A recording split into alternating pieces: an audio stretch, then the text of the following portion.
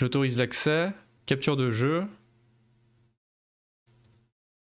C'est pareil, niveau sonore, je sais pas ce que ça va donner. Oula, ça a l'air fort. Trop fort, peut-être pas trop fort. Salut Maïka, coucou, comment tu vas? Bien le bonsoir. Ah mais la cinématique elle continue. Au secours. Bon j'espère que c'est pas trop fort. Bien le bonsoir, comment tu vas? T'as passé un bon week-end Maïka? Bah ça va très très bien. Ça va très très bien. Bon une session très compliquée sur Wizard of Legend là, mais du coup on fait une petite découverte un peu plus chill. Avec une belle ambiance sur Cray Sons.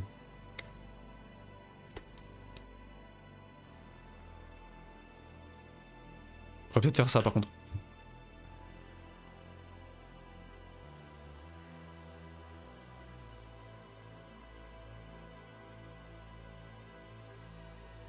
Et on repart sur de l'ASF, bien pixelisé. Pas eu le courage, bah moi j'ai pas eu le courage jusqu'à présent aussi, donc là je me disais que ça pouvait être l'occasion ou jamais là. C'était l'occasion ou jamais de découvrir. Donc on va voir, hein. Je sais pas quoi en penser, j'ai regardé très peu de choses dessus jusqu'à présent. Quasiment rien. D'accord. C'est Matrix. J'espère que le son est pas trop fort, ça avait l'air plus fort que Wizard. J'espère que c'est pas trop vénère. 60 FPS, 16 neuvième, 11 bi, oui. Alors du coup, qu'est-ce que c'est Cray Sons? Cray Sons c'est un roguelite, entre guillemets RTS, jeu de stratégie en temps réel, mêlé à une dimension narrative SF assez poussée. Donc le jeu est se vend lui-même comme un mix de roguelite, de tactique et de narration. C'est sorti en 2019. Et le jeu s'est surtout fait connaître par son aspect graphique hein, et son OST vraisemblablement. Et graphiquement il a l'air très joli en tout cas, avec un mélange, mais je pensais pas qu'il y avait de la 3D, je pensais que c'était du pixel art intégralement, mais non il y a de l'espèce de 3D pixel art, très intéressant. Il y a des éléments en 3D. Et donc un scénario, voilà, il y a un chapitrage, mais une dimension roguelite quand même. Donc je sais pas du tout comment ça va se passer, j'ai regardé très peu d'éléments de gameplay, mais ça a l'air joli. Ça a l'air agréable pour les oreilles avec une bonne OST SF cyberpunk sympa. Donc le logo est très joli, t'as vu? Je trouve aussi. Hein. Le logo attire très vite l'œil. Et le titre, hein, Cray Sons, hein, c'est un petit peu tape à l'œil comme titre, mais c'est joli, ça accroche. Un titre, ça fait son petit effet en tant que titre. Donc voilà. Vraisemblablement, il y a une dimension, il est très régulièrement comparé à FTL, pour une raison qu'on verra après. Mais il en est très différent apparemment, avec une emphase beaucoup plus grosse sur le scénario et sur la gestion de troupes RTS un petit peu, vraisemblablement. Voilà. Donc allons-y.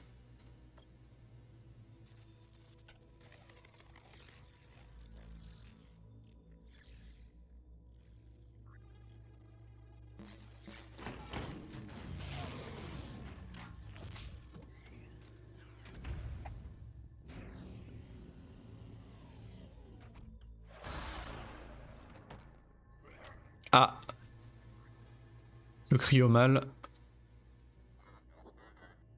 Il est en français. Il est en français. Ce qui est une très bonne chose parce qu'il a été longtemps en anglais uniquement, je crois.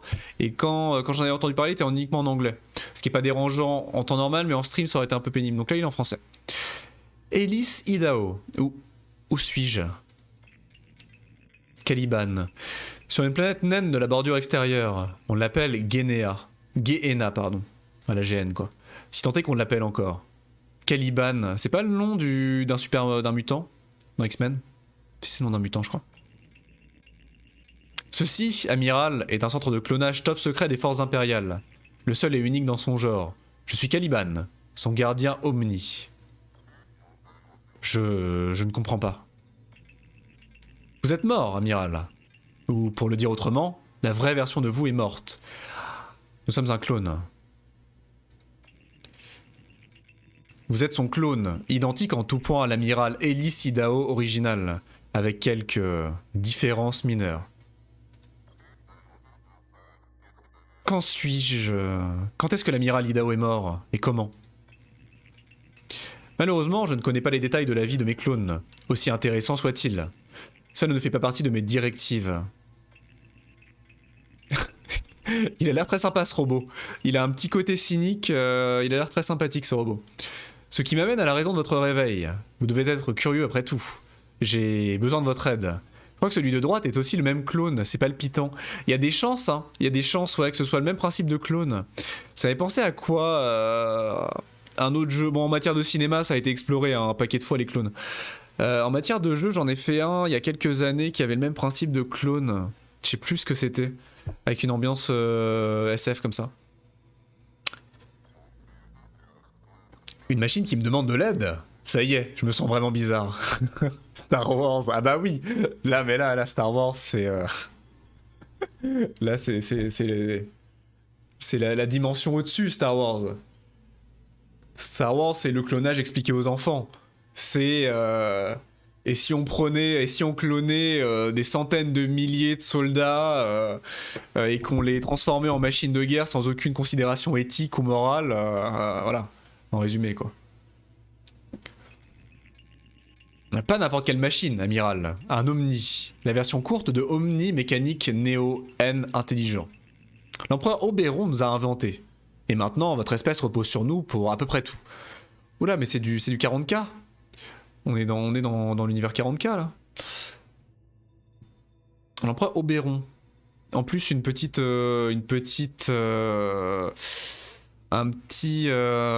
nom à consonance romaine. Je n'ai pas y aller par 4 chemins. Je crois que l'Empire est en danger. En danger? Par Oberon. De quoi parles-tu? Tous les 4 ans, selon le plus confidentiel des protocoles, je reçois une transmission unique d'Elyséum, notre capitale. Ces transmissions ont cessé de me parvenir. Envoie alors une transmission toi-même, je ne vois pas où est le problème. Justement, j'en suis incapable. Ce centre a été construit de telle sorte à ce qu'il ne puisse pas établir de contact avec l'Empire, dans le but de le garder secret. Quelque chose ne va pas, j'en suis certain. Je vous ai réveillé pour que nous quittions cet endroit à bord d'un vaisseau de guerre de classe Oméga, et que nous voyions ce qu'il se passe. Ah, ça aurait été pas mal, j'aurais dû installer, si j'avais su qu'il y avait le robot dès le début, j'aurais dû installer un truc à la con du genre voice mode pour faire une voix robotique. C'est vrai que du coup, il a ce petit effet sonore, mais en parlant, ça aurait été marrant. Nous ? Je pense que mon intelligence vous sera indispensable au cours de votre mission, amiral. Je n'ai aucune des limitations de votre espèce. Si tu es si malin, pourquoi as-tu besoin de moi? Pourquoi ne pas piloter le vaisseau de guerre toi-même? À cause du Rubicon d'Oberon. Il interdit aux Omnis de piloter les vaisseaux de guerre. La guerre est une prérogative humaine. C'est pas une mauvaise idée. Enfin, si, la guerre c'est une mauvaise idée par défaut, mais de ne pas la laisser aux machines, c'est pas une mauvaise idée. Ah, donc l'initiative Rubicon, donc on est full sur la métaphore romaine là. De plus, puisque je sais que les clones d'ici sont les meilleurs parmi les meilleurs, cela fait de vous le meilleur amiral impérial qui ait jamais existé. Rien que ça. Je dirais que vous êtes parfait pour cette mission. J'accepte, machine. Pour Oberon et pour l'Empire. C'est mon devoir en tant qu'amiral impérial. Excellent! Une dernière chose. La procédure opérationnelle standard requiert que je vous demande... Avez-vous des souvenirs émotionnels? Des souvenirs émotionnels? Les souvenirs liés à des émotions fortes telles que l'amour ou la haine. À cause de la nature complexe des liaisons neuronales, ces souvenirs seront plus difficiles d'accès pour vous, je le crains. Je n'en suis pas sûr. Pourriez-vous me faire l'honneur d'essayer de vous en rappeler un, peu importe lequel? Je ne peux pas. Tout est trouble, en morceaux. Ne vous en faites pas, amiral. C'est parfaitement normal à ce stade. Par ailleurs, vous verrez que vos souvenirs rationnels, ceux liés à l'entraînement et à l'expérience de combat d'Idaho, seront immédiatement accessibles. Demandez-moi simplement si vous avez besoin d'un rappel. Dernier point important. Si ces souvenirs émotionnels vous revenaient, ou plutôt quand ils vous reviendront, vous devrez m'en informer immédiatement. C'est primordial pour votre sécurité. Oui, votre sécurité. Vous comprenez? Je comprends. Parfait. Maintenant, allons réveiller le reste de l'équipage, voulez-vous? Et s'il vous plaît, amiral. Qu'y a-t-il? Appelez-moi Caliban. Ah, je l'aime bien. Ouais, il est tout à fait charmant, ce gardien, je l'aime bien. Il a un petit côté quand même angoissant, voilà, je sais pas si c'est les tentacules ou les pinces au bout, je sais pas. Mais il a l'air très charmant, hein, et très bien élevé.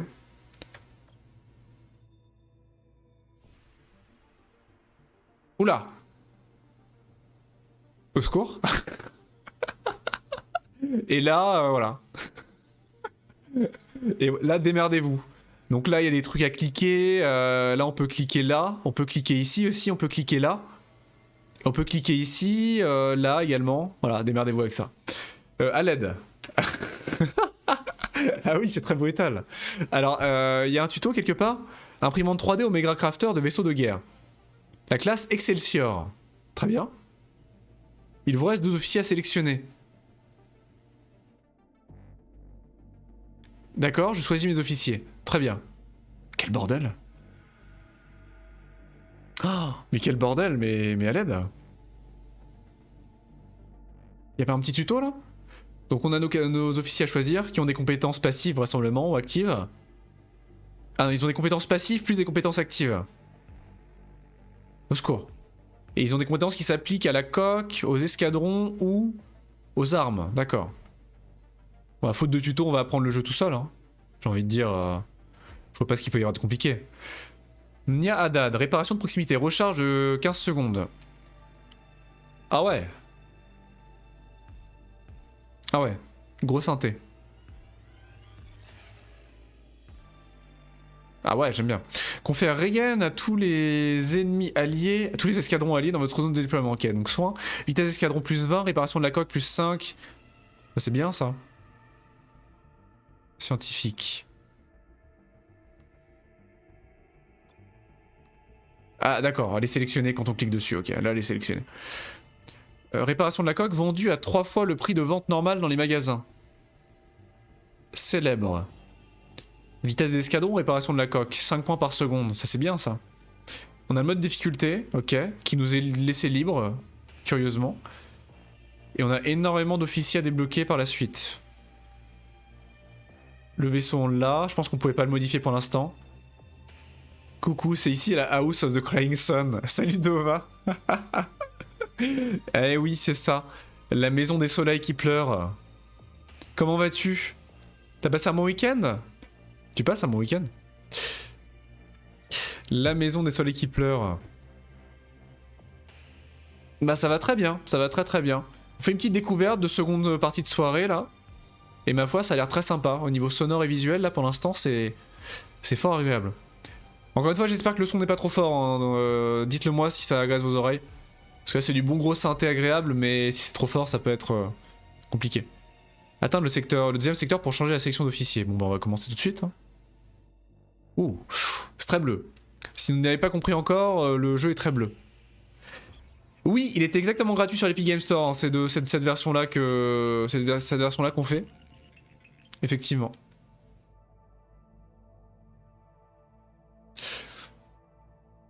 Le Grand Bleu 2, oui. Et effectivement, le jeu... Ah, quoi que Caliban, du coup, est coloré. On voit Caliban dans toute sa splendeur. Et du coup, c'est très intéressant. Parce que c'est de la 3D, en fait. C'est de la 3D, même... Bon, Caliban, ça se voit très clairement. Mais même nos personnages, je crois... Où l'illusion est parfaite, mais ils sont en 3D. Hein. Ils sont en 3D. On le voit très brièvement, c'est très compliqué à voir. Le grand bleu avec une chaussure noire, c'est ça, exactement. Exactement. Très très bon film. C'est de la 3D pixel art. C'est très très intéressant. Ça passe bien. Et l'illusion est presque parfaite. Hein. Ce sont les secteurs de la bordure extérieure, amiral. Les secteurs les plus éloignés de la capitale. Si vous cherchiez la zone la plus éloignée désolée de l'Empire, ce serait ici. Étrange, je ne détecte aucun autre Omni. Même dans un endroit pareil, je devrais en détecter au moins une douzaine. Et si on ne veut pas nous emporter, machine? Ce n'est probablement rien. L'Empire fonctionne parfaitement depuis combien d'années déjà? Ah, on s'est rhabillé. Déjà, on a des vêtements. Là, on est amiral jusqu'au bout des doigts, là. 700. 700 ans? Ah oui, rien que ça? Et il continuera de le faire pendant des centaines d'années. Maintenant, allons-y. Jetons un œil aux alentours. Ok. Donc c'est là-dessus la première similarité avec FTL que dont beaucoup de gens ont le feeling, c'est qu'on a une carte de chaque secteur galactique et on va aller vraisemblablement de balises, en tout cas de système planétaire en système planétaire. Il y a beaucoup de gens qui ont facilement et très rapidement comparé ça à FTL, alors qu'a priori c'est très différent.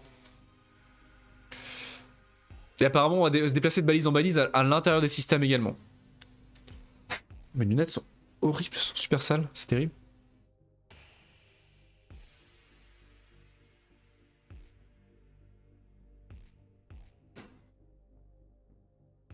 Qu'est-ce qu'on va cliquer?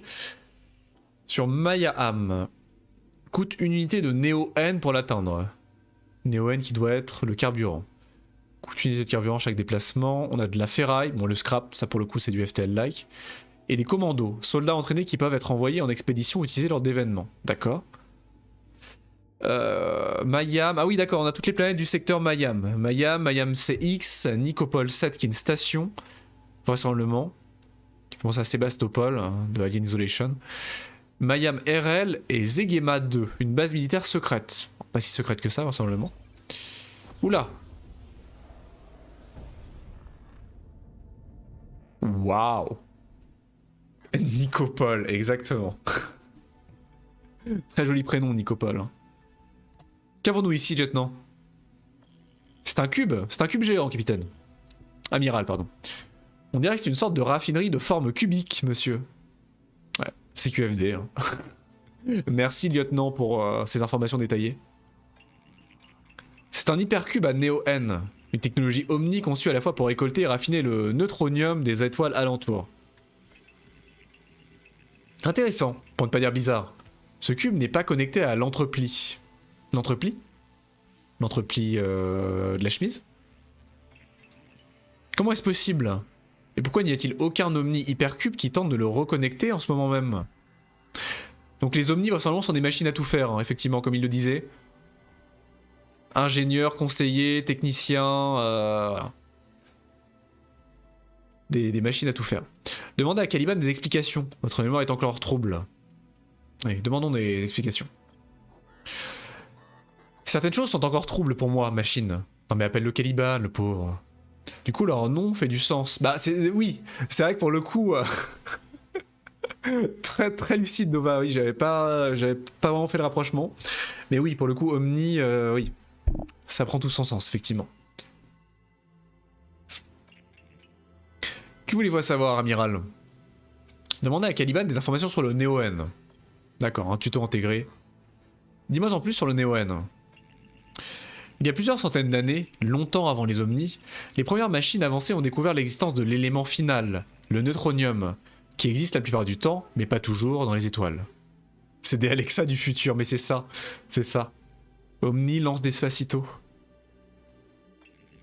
Le neutronium est extrêmement volatile à son état naturel, mais ces machines avancées ont réussi à le stabiliser et à l'améliorer, produisant la source d'énergie la plus puissante et la plus durable à ce jour, le néo-neutronium, ou Néo-N. Incroyable. Le Néo-N, pour sa part, a permis à ses premières machines de créer une machine encore plus avancée, l'Omni, pour Omni Mécanique Néo-N Intelligent. Ok. Des machines qui créent des machines, en général, ça finit souvent mal. On va pas s'avancer, apparemment c'est une machine qui tourne bien depuis 700 ans, mais en général c'est ça le bail. J'ai pas confiance en ce nom, je sais pas pourquoi. Mais tu ne m'as pas dit qu'Oberon avait inventé les Omnis? C'est exact, vous avez absolument raison. Mais techniquement, ce n'est pas entièrement vrai. Oberon a inventé les premières machines avancées, qui, à leur tour, grâce à l'invention du Néo-N, ont inventé les Omnis. Ah oui, donc c'est vraiment du 40K, quoi. Oberon, il a 700-800 ans, le papy, quoi. L'empereur Oberon, il a de la bouteille, quoi. Vraisemblablement, il était là déjà à la création des machines. D'accord. Ça sent l'embrouille, je pense, ouais. Caliban, je l'aime bien, mais je vais pas lui faire, je vais avoir du mal à lui faire confiance, je pense. Sinon, j'ai peur d'être trahi. J'ai peur de me sentir trahi. Dans son état raffiné, le néo-N est la parfaite source d'énergie. Son rendement énergétique est stable et quasiment infini. C'est pourquoi il est utilisé à peu près dans toutes les technologies Omni, étant donné que les humains ont arrêté la recherche il y a plusieurs centaines d'années. D'accord. Enfin, ce qui est important à propos du Néo-N est que notre propre vaisseau de guerre, le NS Odysseus, en utilise. Sans lui, nous ne pouvons aller nulle part. Voilà. CQFD, le Néo-N, un carburant extrêmement complexe, volatile, voilà, du lore créé par les machines qui peut servir à tout. C'est du carburant, voilà. Pour nous, le jeu nous explique, c'est du carburant, ça va être un numéro en haut à droite de ton écran, voilà. Gère ça.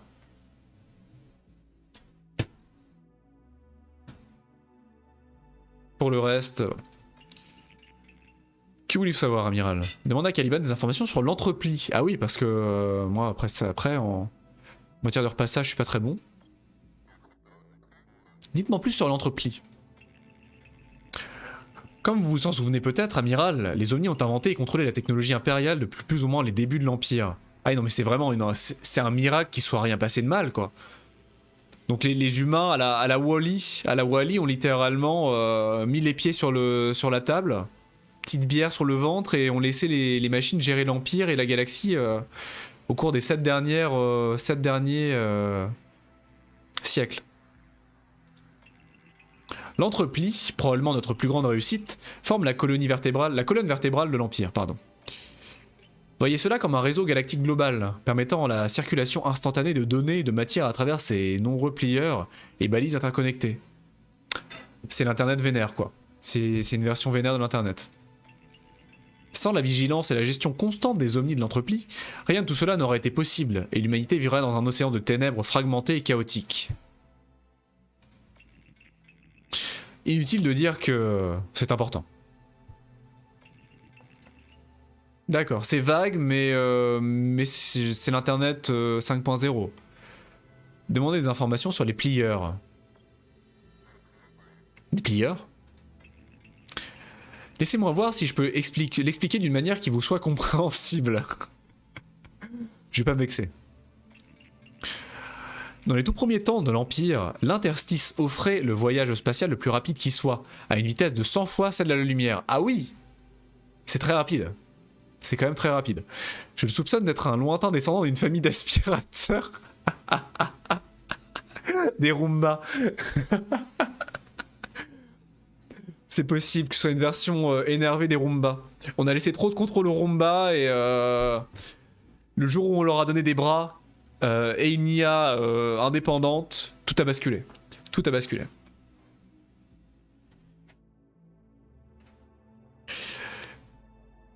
Donc l'interstice. Un synonyme de faille, hein, classique quoi. C'était rapide, je ne dis pas le contraire, mais voyager de cluster en cluster pouvait prendre des décennies. Pour soutenir l'administration de l'Empire, et aussi parce que nous en étions capables, nous, les Omnis, avons inventé un moyen de voyager instantanément entre deux points de l'espace. Les plieurs. Oui, chaque plieur, long de plusieurs kilomètres, est lié ou appairé avec un autre plieur grâce à un processus de... Difficile d'expliquer cela à une entité étrangère aux notions d'informatique quantique. Ah oui, bon déjà aux notions d'informatique basique, donc effectivement... Globalement, tout ce que vous avez besoin de savoir, c'est que les plieurs couplés connectent en un instant deux points de l'espace auparavant éloignés. Oui, donc c'est deux portes, quoi, à la Mass Effect, à la tout, quoi. À trois quarts des systèmes de voyage entre balises dans les univers de SF. Sans les plieurs, Oberon n'aurait jamais pu étendre son empire, ni le maintenir pendant les 700 ans suivants. Chaque plieur fonctionne grâce à un omni. Ces omnis sont connus sous le nom astucieux de omniplieurs. Astucieux en effet. Habile. Sans eux, les plieurs ne pourraient tout simplement pas fonctionner. Enfin, pour atteindre Elysium, la capitale de l'Empire, nous devrons emprunter plusieurs plieurs durant notre voyage. Mais pourquoi ne pouvons-nous pas simplement nous téléporter directement à Elysium? Nous sommes au fin fond de la bordure extérieure. Les plieurs appairés à Elysium ne se trouvent qu'aux carrefours importants. Nous devrons donc nous y rendre en premier lieu. C'est un peu comme des trous noirs, mais pas dangereux en gros. Sur le principe, pas dangereux. Après, j'attends de voir. J'attends de tester avant de dire que c'est pas, ça ne présente pas de danger important. Parce que là, il m'a l'air trop confiant, Caliban. Il m'a l'air trop confiant. Un peu plus sur l'interstice. L'interstice. L'interstice est une autre technologie inventée par les Omnis. Une des premières grandes inventions, développée longtemps avant les plieurs. Avec leur technologie interstitielle, un adjectif qu'on utilise assez peu souvent quand même, interstitiel, les Omnis ont créé une dimension spatiale vide entre celles que vous connaissez, et nous appelons cela un tunnel.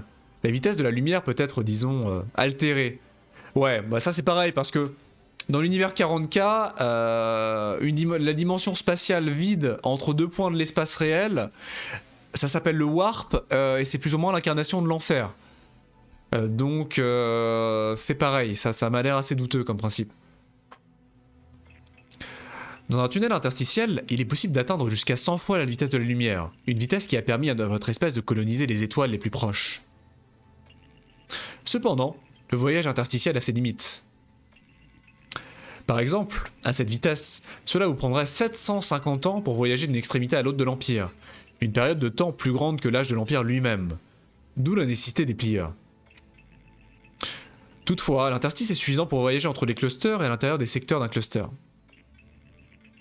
D'accord. Le jeu nous explique déjà des concepts qui sont déjà assez extrêmes sur le principe. Déjà, vous voyez la vitesse de la lumière, c'est déjà plutôt rapide. C'est plutôt rapide, vous voyez... Vous voyez, je sais pas... un guépard. Un guépard, ça court vite. Voilà. Bah, au-dessus de ça, il y a la vitesse de la lumière. Voilà. Et après la vitesse de la lumière, il y a l'interstice qui est quand même 100 fois la vitesse de la lumière. Donc, c'est relativement rapide. C'est un petit peu rapide quand même. Et après... il y a les plieurs qui là c'est carrément de la téléportation instantanée quoi. C'est efficace, c'est efficace. Beaucoup de lore, c'est intéressant, c'est intéressant. Ça m'a l'air bien écrit. Vous n'avez plus de questions pour le moment. Pour le moment. J'en sais assez pour le moment, machine. Appelle le Caliban, je t'en supplie. Que souhaitez-vous faire concernant cet hypercube, amiral? Envoyez une équipe pour étudier le cube. Capitaine Lynch, formez un escadron. Effectuez un vol de reconnaissance autour du cube et dites-moi ce que vous voyez. Je m'en occupe, monsieur. Donc des événements aléatoires, hein. Des événements aléatoires, vraisemblablement. Aux conséquences aléatoires également, a priori. Monsieur, l'Omni avait raison. Le cube n'est pas connecté à l'entreplie. Et d'après ce que je vois, il n'a pas été connecté depuis des années. C'est juste une supposition, mais je dirais qu'il semble avoir été déconnecté depuis peut-être 10-15 ans. 10 ou 15 ans. Au moins, monsieur. L'Empire l'aurait-il déconnecté intentionnellement? Je ne pense pas, amiral. Je ne suis pas un omni de cube, mais les cubes sont une technologie complexe qui demande une supervision constante. Les déconnecter serait pratiquement impossible. Et niveau de Néo-N? Vide, monsieur. Pas la moindre trace de Néo-N. On dirait que ceux qui nous ont précédés ont tout pris. Ce n'est pas ici qu'on fera le plein.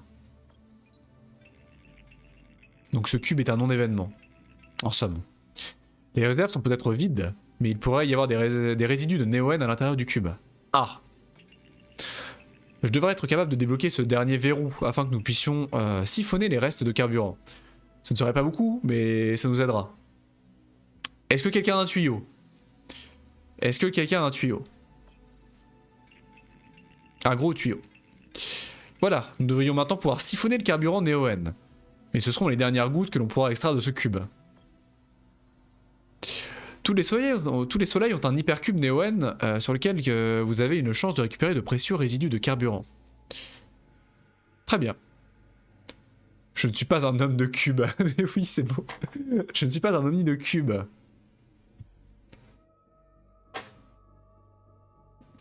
De quoi est-il un omni pour le coup? Bon, a priori c'est un omni de croiseur ou un omni de pilotage. Ça va être palpitant, une vie d'omni de cube ou d'homme de cube, ça va être palpitant quand même. Dédier sa vie au cube, au saint cube. Carte de navigation, hypercube, néo-N, siphonner le néon. Le néo, pardon. Donc on pourrait l'appeler le néon. Hein. Ah, presque une unité. Donc une unité quand même, d'accord.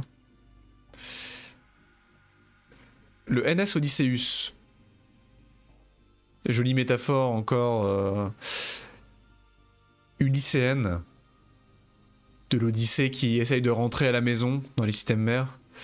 Améliore le temps de réparation des escadrons dans le hangar de 50%. D'accord. Et maintenant, qu'est-ce que je dois faire? C'est bon, on se barre? J'appuie? Non. Carte de navigation. J'ai peur de cliquer. J'ai peur de cliquer. Ok, donc maintenant, on est dans le système Mayam. Et maintenant, on peut librement aller chercher à gauche à droite, ce qui va nous prendre... Ah! Signal d'anomalie. Les signaux d'anomalie sont les événements les plus risqués que vous rencontrerez. Leurs issues peuvent être très positives ou très négatives. Vous n'en connaîtrez la nature, négative ou positive, qu'une fois arrivé à la source du signal. D'accord, ça promet. Mais on ne peut pas y aller. On ne peut pas y aller, c'est loqué pour l'instant. Alors pourquoi? Parce qu'on est peut-être trop loin, je ne sais pas. Parce que c'est le tuto. Oh! Un vaisseau de guerre! Waouh, ce design, regardez-moi ça. Très joli. À 12 heures. Très très joli vaisseau. Quel genre de vaisseau de guerre est-ce, lieutenant? Impossible à dire, monsieur. Je n'ai jamais vu de vaisseau de ce type de toute ma carrière. Ça a l'air d'être un joli bordel. Transmission entrante. Un vaisseau impérial bourré de technologie Telos. J'en salive d'avance. C'est Grob. Je vous présente Grob. Je suis l'amiral Idaho de la flotte impériale. Restez où vous êtes, capitaine. Vous vous trouvez dans un secteur impérial. Un secteur impérial? Vous êtes drôle, limpé. La bataille est imminente. Bonne chance, amiral. Préparez-vous au combat. C'est la guerre.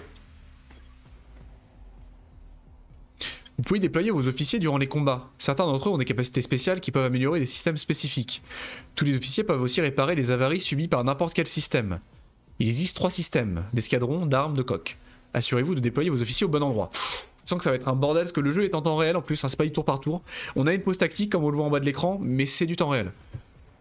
Miaou, soui la guéguerre. Les escadrons sont essentiels pour protéger votre vaisseau et éliminer les ennemis. Pour déployer vos escadrons, cliquez sur le signe plus d'un dock d'escadron vide. Pour l'instant, votre second dock est verrouillé le temps que vous maîtrisiez les bases. Trop aimable. Utilisez vos armes pour avoir des avantages décisifs durant les combats. Les armes peuvent être déployées en cliquant sur le signe plus d'un dock vide. Votre neurocom peut également accélérer vos pensées à un tel point que le temps semble complètement figé. Appuyez sur espace pour sortir de la pause. Ok. Donc les armes. Je peux ajouter une arme. Le laser perforant MK1. Capacité spéciale aucune. Dégâts 15, délai 22. Une zone d'impact, une seule case. Je peux sortir un escadron. Ah oui. On a le droit à des drones, à des frégates. Dégâts de mêlée 3.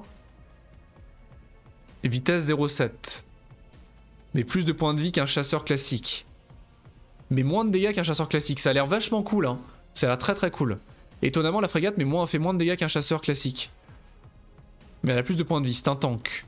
Et les drones, dégâts de mêlée 1, donc les drones c'est vraiment de la chair à canon, j'ai l'impression.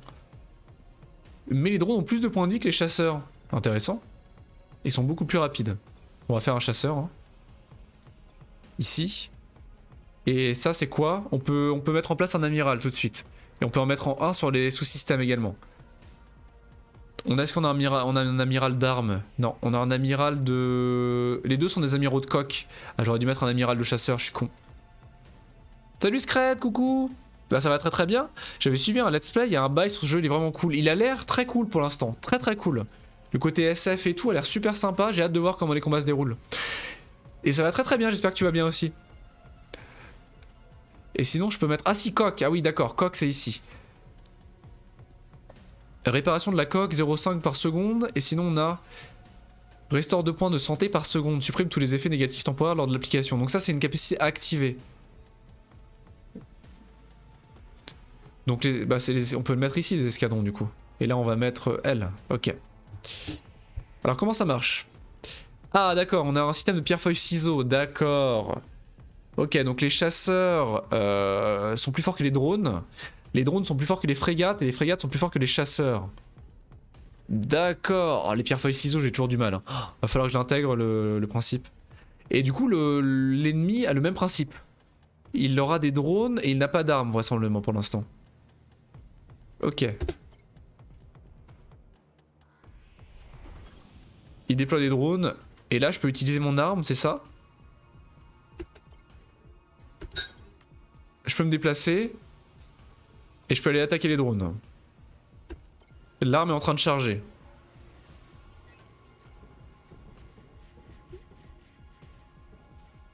Ok. Drone détruit. Est-ce que je peux aller attaquer directement l'ennemi? Il n'a pas d'arme, il a que des escadrons. Donc autant attaquer les escadrons.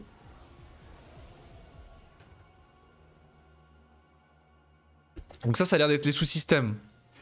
L'ennemi, ce qui est très intéressant, a exactement les mêmes systèmes, les mêmes puissances, les mêmes éléments que nous. Comme FTL, hein. Il a les mêmes outils que nous. Et donc il va falloir l'attaquer sur ces éléments de la même manière. L'arme est prête à faire feu. Votre arme a terminé son chargement. Elle est prête à faire feu. Cliquez dessus puis poursuivez. Ok. Ah donc on peut choisir d'attaquer une case également. On peut choisir d'attaquer une case ou d'attaquer un adversaire.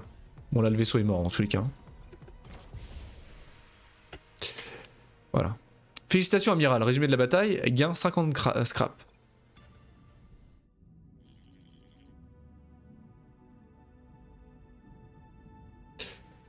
C'était quoi cette chose? Lieutenant Ozu. Je ne sais pas lieutenant. Et je ne suis pas certain de vouloir le savoir non plus. Et c'est la Victor. C'est sympa, tu peux gérer le... pendant que le vaisseau est lentement en train de s'abîmer dans l'espace. Tu peux enchaîner. Très sympa. Ok, ok. Et donc on progresse. La station Nicopole 7. Est-ce qu'on va y trouver des xénomorphes? Et donc on évolue en temps réel dans le système, c'est assez sympa. Un avant-poste impérial, monsieur. Il semble abandonné. Et on a effectivement l'aigle impérial, j'imagine. Des signatures thermiques? Pas une seule. L'endroit paraît désert. Y a-t-il une présence omni? Il devrait être là pour gérer la station, non? C'est exact. Mais non, je n'en détecte aucun. Cela devient de plus en plus étrange. Demande à Caliban des informations sur cet avant-poste impérial. Allons-y. Que peux-tu me dire sur cet avant-poste? Cela semble être un avant-poste impérial tout à fait ordinaire, amiral. Il y en a dans tous les secteurs impériaux. La capitale Elyséum étant si éloignée, ces avant-postes aident à maintenir la paix et l'ordre. L'idée, j'imagine, est de montrer sa puissance militaire pour ne pas avoir à l'utiliser. Mais il n'y a vraisemblablement aucune puissance militaire ici. Ah, plus de piles. Ok, essayez d'établir le contact avec l'avant-poste. J'y crois pas, j'y crois assez peu. Lieutenant, voyez si vous pouvez établir le contact avec quelqu'un, humain ou non, à l'intérieur. Entendu, amiral. Allô? Désolé, monsieur. S'il y a des gens à l'intérieur, ils ne répondent pas. Ok. Allons-y. Envoyons une escouade de commandos dans l'avant-poste pour y voir plus clair. Ça sent les xénomorphes. Capitaine Lin, formez une petite équipe et allez vérifier ce qu'il se passe. Très bien, monsieur.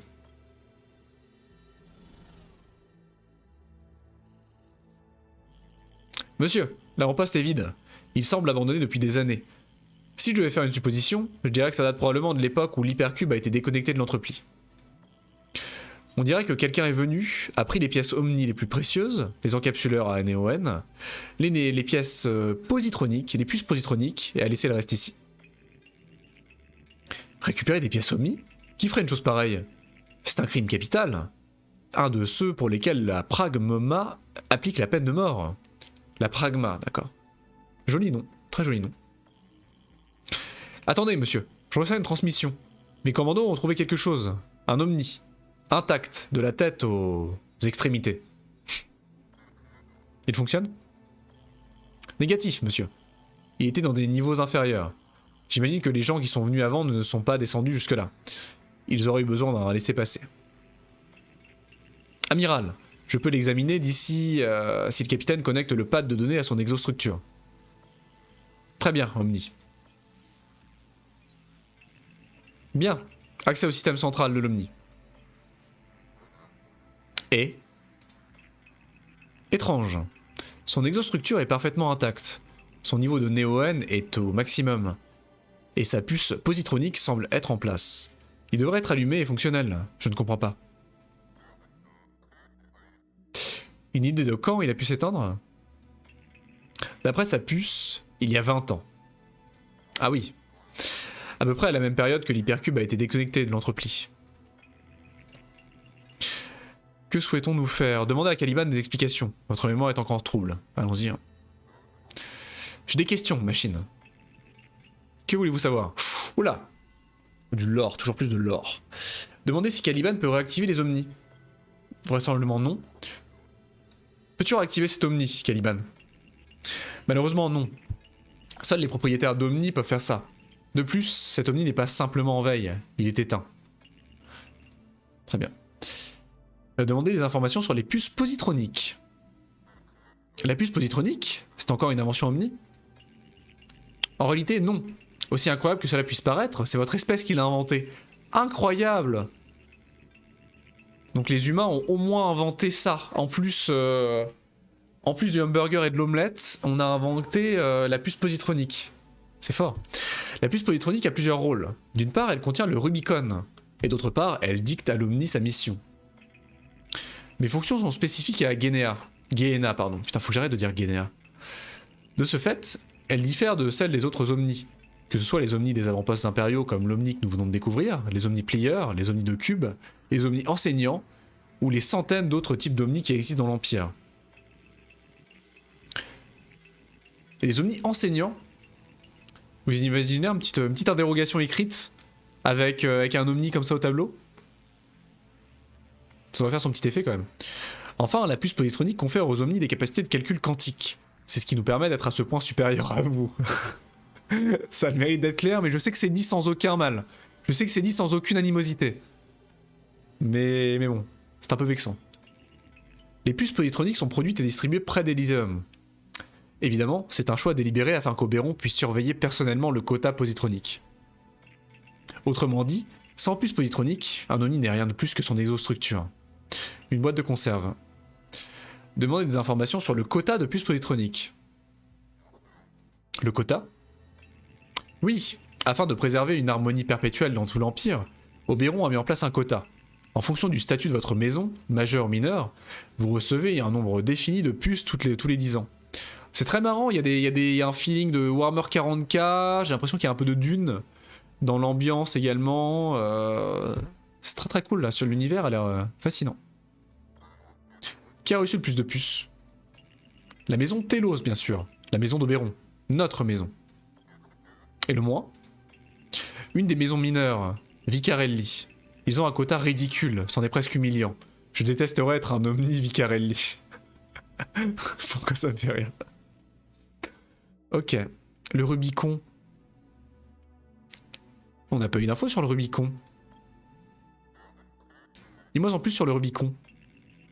Le Rubicon est un ensemble de règles intégrées au code source qui assure que les Omnis ne puissent ni blesser un humain, ni être déviés de leur mission. D'accord, ok, donc c'est les règles des robots, c'est les règles primaires des robots, quoi. Tu ne blesseras aucun humain, ainsi de suite, quoi. De Asimov? C'est Asimov qui l'a mis en place. Hein. Imaginons qu'un humain, qu'un Omni désobéisse à son Rubicon. Que se passerait-il? Le bordel. Le bordel, vraisemblablement. Eh bien, c'est plutôt rare. Malheureusement, il y a eu quelques cas au tout début. Quelques malheureux cas de démembrement et de décapitation... décapitation malheureuse hein, suite à une défaillance d'un Omni. Hein. Rien de méchant. Cela dit, si cela se produisait, la puce se désactiverait et enclencherait un processus d'autodestruction de l'Omni. Ouais, les 3 règles, hein, c'est bien ça. Hein. C'est quoi déjà les 3 règles? C'est tu ne blesseras aucun humain, tu ne feras aucun mal à un humain. Je sais plus, enfin c'est des règles qui se contredisent, qui font en sorte qu'il n'y ait aucune contradiction sur la règle primaire. Tu ne feras aucun mal aux humains. C'est un truc du genre, tu ne feras aucun mal aux humains, même si... je sais plus exactement. Faudrait que je les retrouve. Est-ce qu'on les a là? Attendez. Les 3 règles. Asimov. Les 3 lois de la robotique. Ah, il n'y a plus de musique, alors attendez, je veux juste regarder. Voilà, un robot ne peut apporter atteinte à un être humain, ni en restant passif, permettre qu'un être humain soit exposé au danger. Voilà. Un robot doit obéir aux ordres qui lui sont donnés par un être humain, sauf si de tels ordres entrent en conflit avec la première loi. Un robot doit protéger son existence tant que cette protection n'entre pas en conflit avec la première ou la deuxième loi. Voilà, c'est ça en fait.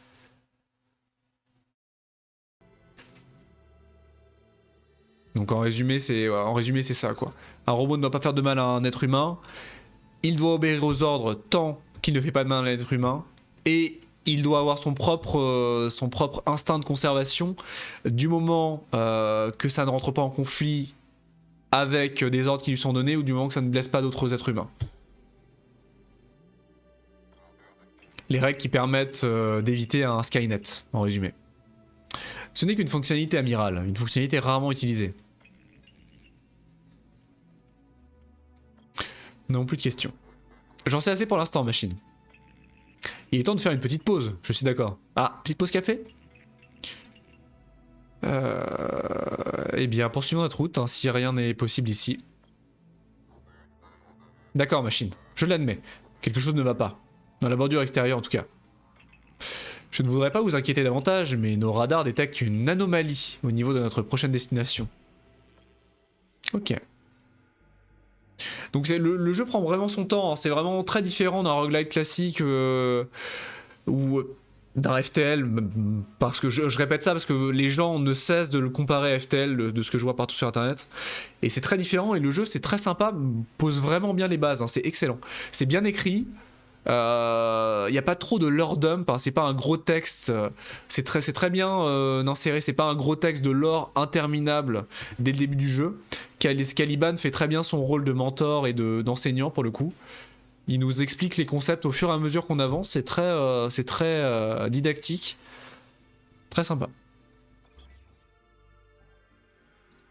Mais effectivement c'est très narrativement très lourd. Il y a beaucoup de choses à intégrer. Mais c'est bien fait. Alors, l'anomalie qui est un vaisseau. C'est encore une de ces créatures, monsieur. Peut-être que celle-là sera amicale? J'en doute. Slick. C'est un joli vaisseau que vous avez là. Je vais me faire un plaisir de le démonter après vous avoir tué. Il a l'air peu amical. C'en est fini pour vous. Qui que vous soyez. C'est la guéguerre. Ok. La suite du tuto? Ouais. Chaque type d'escadron, frégate, drone, chasseur est plus adapté à combattre un certain type d'escadron. Un escadron bénéficie d'un énorme bonus de dégâts, c'est l'avantage. Ah oui, c'est un énorme bonus de dégâts, d'accord. Assurez-vous de connaître les forces et les faiblesses de vos unités avant de les déployer. Is ok. Pour le coup, c'est toujours répété ici, donc c'est sympa que ce soit répété en permanence ici. Très sympa ça. Ok. Bon bah, tout est déjà ajouté. Assez convenient que ce soit les bad guys sans aucune raison, un peu trop peut-être. Je pense que ça l'est, mais ça va pas l'être longtemps, je pense. Je pense qu'on va apprendre à connaître leur motivation. Ça m'étonnerait que le jeu nous balance des bad guys en mode on est très méchant, on est vert, on a une sale tête, sans développer par la suite le concept. Mais pour l'instant, oui. Pour l'instant, je pense que c'est justement convenient pour le gameplay de nous dire vous avez des méchants, vous prenez pas la tête avec leur motivation. On a un tuto, on a à faire, vous devez leur casser la gueule, basta. Il y a lentilles dans la soupe, je pense aussi, ouais. Il y a baleine sous gravillon, je pense aussi. Hein. Ok. On peut les lancer du coup. Chasseur contre chasseur, ok, bon bah allons-y. Quoique du coup, je peux pas changer, effectivement, pour rester poli. On peut pas du coup annuler. On peut pas annuler un... Il faut que l'escadron soit détruit pour qu'on crée autre chose. Parce que là du coup on est d'accord que c'est Frégate qui casse la gueule aux chasseurs, ouais. Mais ils ont moins de points de vie que nous, effectivement. On n'est pas à armes égales parce que leurs chasseurs sont beaucoup plus faibles que les nôtres.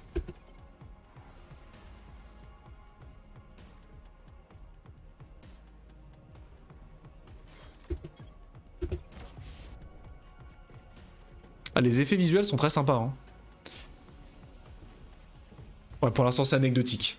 Pour l'instant les combats sont vraiment anecdotiques. On a gagné un chasseur, mais évidemment c'est un tuto. Pour les besoins du tuto. Même si nous avons dû côtoyer la mort à nouveau, nos radars ont détecté l'anomalie cette fois. Dis-moi plus sur ces anomalies, machine. Les anomalies sont des destinations avec des probabilités plus élevées que la normale d'être soit très négatives, soit très positives. Malheureusement, nous n'en connaîtrons la nature qu'une fois arrivés directement à la source du signal. Voyez cela comme une sorte de pari. C'est totalement un pari. C'est bon à savoir. Allez, il doit y avoir quelqu'un dans les environs qui pourra nous dire ce qu'il se passe. Anomalie découverte, mission principale. Ok. Une base militaire.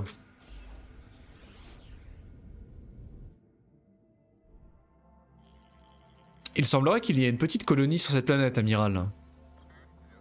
Peut-être enfin quelques réponses. Je détecte également un signal de surface à environ 1000 km de la colonie.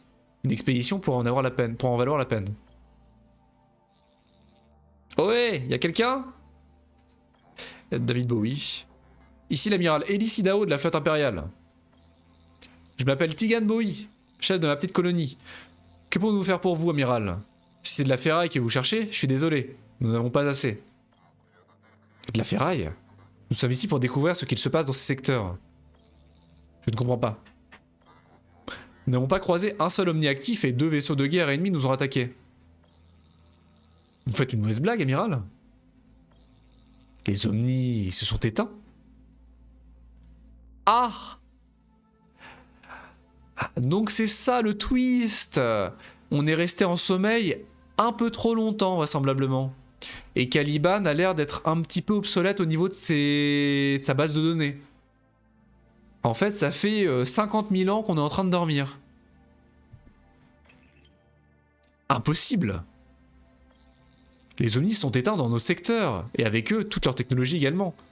Elles ne peuvent pas fonctionner sans eux. D'accord, donc on est arrivé dans une version post-apo de notre monde. Oups. Combien? Comment? Quand? Obsolète? Oui, il nous dit pas tout. Ouais, c'est possible. Hein. Je n'ai pas la moindre idée de ce qu'il s'est passé. Je ne suis même pas sûr qu'Oberon lui-même le sache. C'est sincèrement le plus grand mystère de notre époque. Pour ce qui est du quand, c'était il y a 20 ans. Ça va, c'était il y a 20 ans, c'est ok.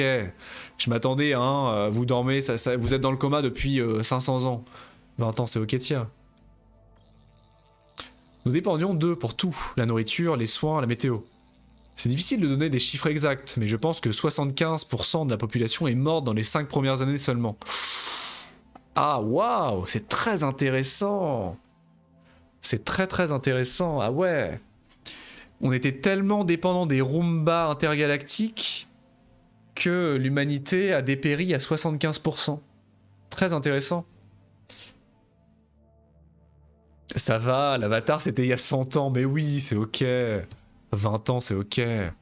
Donc c'est littéralement Wall-E, hein. C'est une version un peu vénère de Wall-E, hein.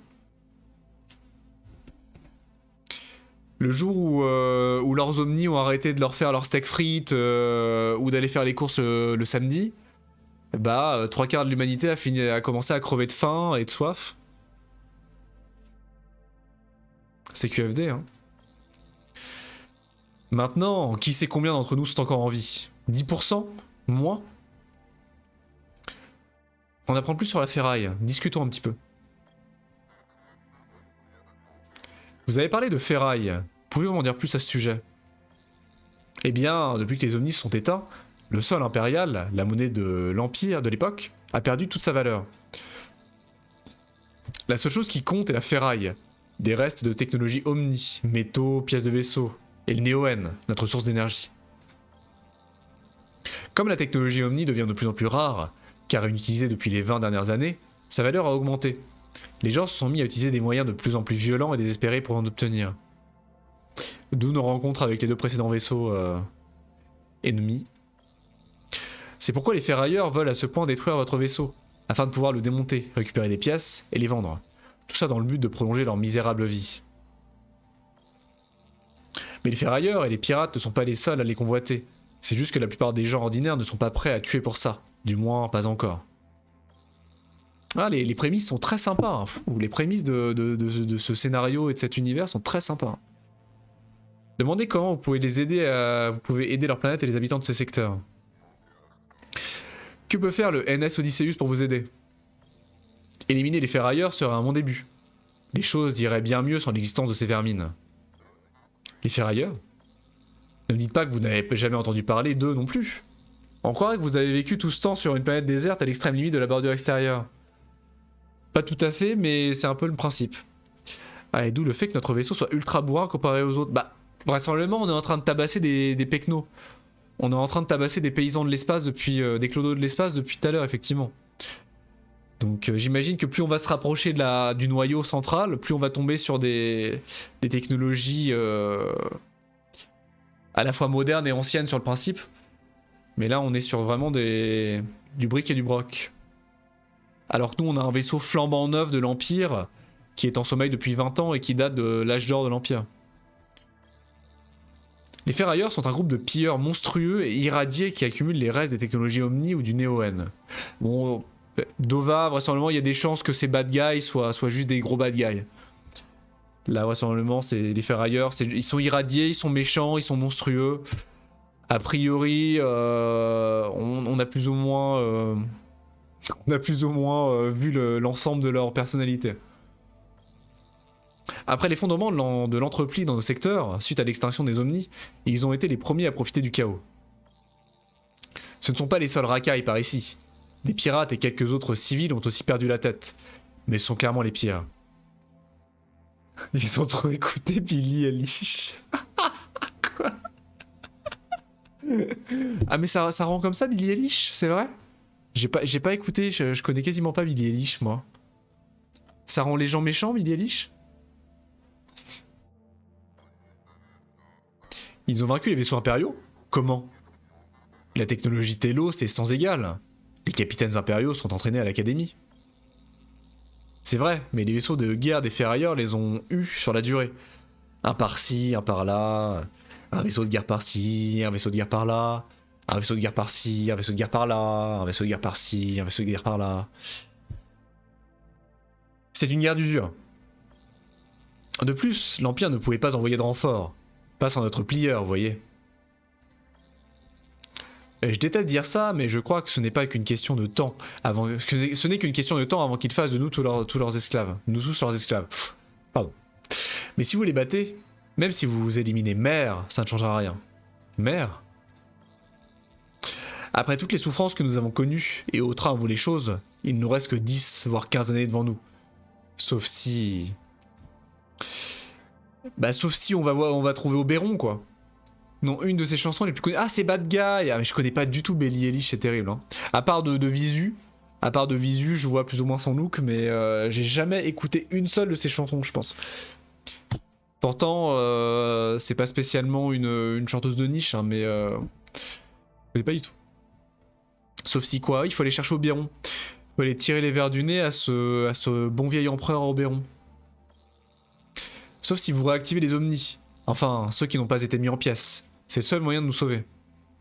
Et pour ça, il faut rentrer à Elysium. Demandez s'il pense qu'il est possible de rallumer les Omnis. Mais comment faire? Vous avez essayé d'éteindre et d'allumer? Ce n'est pas à moi qu'il faut demander, j'en ai bien peur. Comme je vous l'ai dit, personne ne sait qui les a éteints, ou quoi. Vous devrez résoudre ce mystère tout seul. Ouh, c'est trépidant. C'est tellement trépidant. Une fois que vous aurez la réponse, il vous faudra encore trouver un moyen de les rallumer, ce qui pourrait être une toute autre paire de manches. Par où devrions-nous commencer? Je crains que votre meilleure chance soit d'aller voir Mère. Je veux dire, c'est elle qui a tiré les plus grands bénéfices de l'extinction des Omnis dans ce cluster. Cela dit, il y a tout un tas de théories sur la véritable responsable de ce chaos. Demandez des informations sur Mère. Mère? Vous ne savez vraiment pas qui est-elle, qui elle est, amiral? Pour des raisons que j'ignore, c'est ainsi que l'appellent les ferrailleurs. Mère, maman, maman. C'est très troublant. De ce que je sais, c'est elle qui a créé les ferrailleurs en promouvant dans ses rangs sordides une philosophie nihiliste prônant le pillage et le crime. Et qui constitue ces rangs? D'anciens prisonniers impériaux, je pense. Les pires d'entre tous. Quand les Omnis sont éteints, les prisonniers sont échappés de leur prison et de leur station psychiatrique. Toutes gérées par les Omnis. Mère adore la technologie, en particulier celle de la maison Telos, comme votre vaisseau de guerre. Elle et les furoncles qui lui obéissent vous tueront pour ça, et ils prendront beaucoup de plaisir à le faire. Les furoncles qui vous leur obéissent. Ah, on sent toute la haine de Bowie pour les ferrailleurs. Elle terrorise ces secteurs depuis des années maintenant, asservissant hommes et femmes pour accroître leur nombre, et en faire ses jouets et ses reproductrices. Mais c'est pas maman, c'est le nom de... C'est le nom de l'antagoniste principal de Dredd. Excellent film, fantastique film. Je crois qu'elle s'appelle bien Maman. Hein. Elle s'appelle bien Maman. Je crois. C'est Maman ou c'est une abréviation? Ouais non, c'est Maman, elle s'appelle, je crois. Qui est incarnée par l'actrice dont j'ai oublié le nom, qui incarne Cersei Lannister dans Games of Thrones.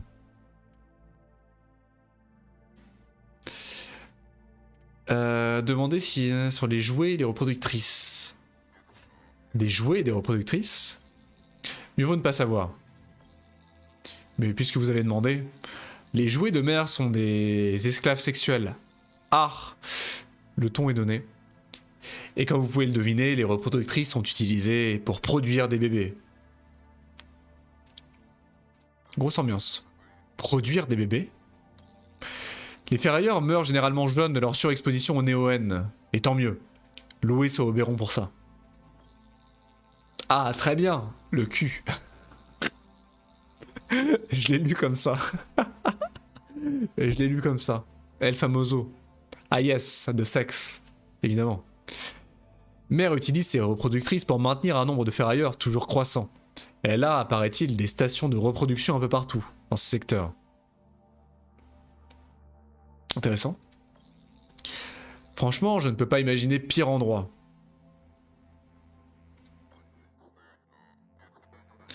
Nous ferons tout notre possible pour arrêter ces monstres, vous avez ma parole.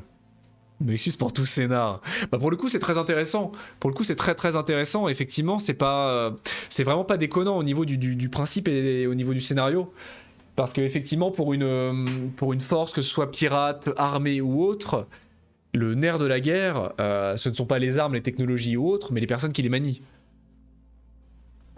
Et c'est un élément qui est relativement mis de côté dans la plupart des scénarios de SF dans les détails. Parce qu'effectivement c'est un peu graveleux.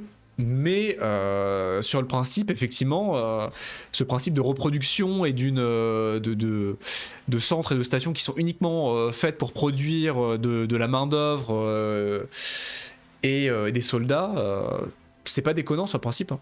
C'est pas déconnant.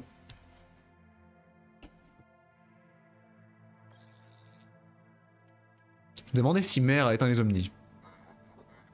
C'est elle la responsable? C'est Mère qui a éteint les Omnis dans ce secteur? Comme je vous l'ai déjà dit, amiral, je ne saurais vous le dire. Même si ce n'est pas elle, je parierais à un gros paquet de ferraille qu'elle sait qui c'est. Je ne vous conseille pas de lui demander directement par contre. Ne vous approchez surtout pas d'elle. Pour être franc avec vous, elle me terrifie. Ok. Demandez des informations supplémentaires sur les ferrailleurs qui contrôlent les secteurs. Dites-moi plus sur les ferrailleurs qui travaillent pour Mère et qui contrôlent ces secteurs. Chaque secteur est contrôlé par un des complices de Mère. Vous les reconnaîtrez à leur monstrueuse mutation, causée par leurs expositions excessives aux néo-N. Ah! Des boss, vraisemblablement. On nous introduit les boss. Mais j'espère sincèrement que vous ne les croiserez pas. Parce que sinon, eh bien... disons que personne ne vit assez longtemps pour en témoigner. Ce n'est pas la chose la plus courageuse à faire, mais je vais le répéter. Cachez-vous. Faites-vous tout petit, amiral. Et si vous êtes chanceux, vous vivrez encore 10 ou 15 ans. Mais non, on va casser des gueules. On va casser des gueules et sauver le monde. On va rebrancher les Roombas de l'espace et sauver l'humanité. Vous ne voulez pas en savoir plus pour l'instant. Je n'ai pas besoin d'en savoir plus à ce sujet. Je vous comprends. Ce n'est pas pour les âmes sensibles.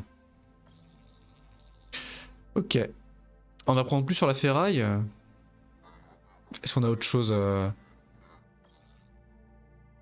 Non, ça on l'a déjà vu ça. Casser des culs. Yes. Demandez des informations sur les théories. Est-ce qu'on l'a fait ça? Quelle théorie avez-vous entendu concernant l'extinction?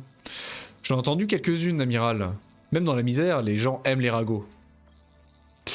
Dans le coin, la théorie la plus populaire est sans doute celle du virus Omni, selon lequel les Omnis auraient attrapé une sorte de virus qui serait rapidement répandu et les aurait tous éteints. Une espèce de grippe informatique. Mais cette théorie ne tient pas la route, selon moi. Pourquoi pas? Elle n'explique pas comment ni pourquoi ils se sont tous éteints en même temps. C'est ce qu'il s'est passé, ici. À un moment, il fonctionnait parfaitement, il faisait ce pourquoi il s'était programmé, il nous facilitait la vie, et l'instant d'après, c'était fini. Je ne sais pas quel genre de virus peut faire ça. Et vous?